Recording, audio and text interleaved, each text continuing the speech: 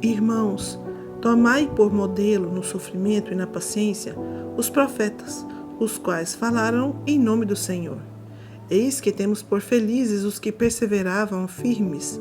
Tendes ouvido a paciência de Jó e vistes que fim o Senhor lhe deu, porque o Senhor é cheio de terna misericórdia e compassivo. Tiago 5, 10 e 11. Estudando ainda sobre o tema paciência ou perseverança.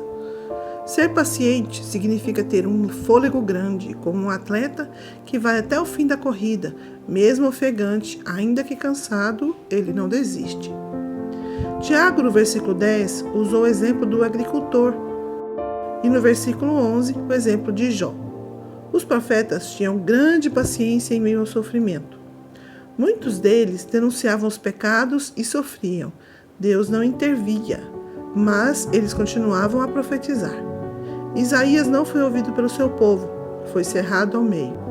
Jeremias foi preso, jogado num poço e maltratado por pregar a verdade. Ao olhar para o cerco de Jerusalém, chorou ao ver o seu povo sendo destruído. Daniel foi banido da sua terra e sofreu pressões quando jovem. Sofreu ameaça e perseguição por causa da sua fidelidade a Deus, a ponto de ser jogado na cova dos leões. Ezequiel também foi duramente perseguido. Jó enfrentou várias lutas e ainda assim perseverou. Felizes são os que perseveram. Como cristãos, existe algo com o qual precisamos aprender a lidar: a perseguição. A Bíblia nos garante que aqueles que seguem a Jesus são perseguidos. De fato, todos os que desejam viver piedosamente em Cristo Jesus serão perseguidos. 2 Timóteo 3,12. Muitas passagens bíblicas nos chamam a atenção para o fato de que felizes são aqueles que continuam, ainda que em meio às lágrimas. Feliz no Evangelho não é aquele que não chora e só ri, mas é aquele que, mesmo chorando, não desiste. Bem-aventurados serão vocês quando por minha causa os insultarem, perseguirem e levantarem todo tipo de calúnia. Alegrem-se e regozijem-se, porque grande é a recompensa de vocês nos céus, pois da mesma forma perseguiram os profetas que viveram antes de vocês. Mateus 5, 11 e 12. Pedro reforçou esta ideia em sua carta ao escrever: vocês são insultados por causa do nome de Cristo. Felizes são vocês, pois o Espírito da glória, o Espírito de Deus, repousa sobre vocês. Se algum de vocês sofre, não seja como assassino, ladrão, criminoso ou como quem intromete em negócios alheios. Contudo, se sofre como cristãos, não se envergonhe, mas glorifique a Deus por meio desse nome. 1 Pedro 4, 14 a 16. Aquele que persevera diante do sofrimento é feliz. Jó é um exemplo porque perseverou. A perseverança muitas vezes mostra a diferença entre Jó e nós.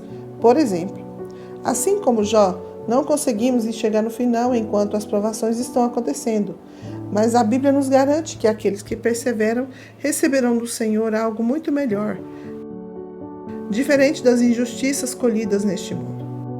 A perseverança nos será exigida no final de todas as coisas. Jesus respondeu: cuidado que ninguém os engane, pois muitos virão em meu nome dizendo: eu sou o Cristo, e enganarão a muitos. Vocês ouvirão falar de guerras e rumores de guerras, mas não tenham medo. É necessário que tais coisas aconteçam, mas ainda não é o fim. Nação se levantará contra nação e reino contra reino. Haverá fomes e terremotos em todos os lugares. Tudo isso será o início das dores.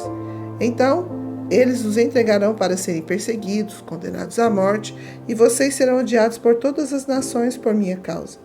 Naquele tempo, muitos ficarão escandalizados, trairão e odiarão uns aos outros, e numerosos falsos profetas surgirão e enganarão a muitos.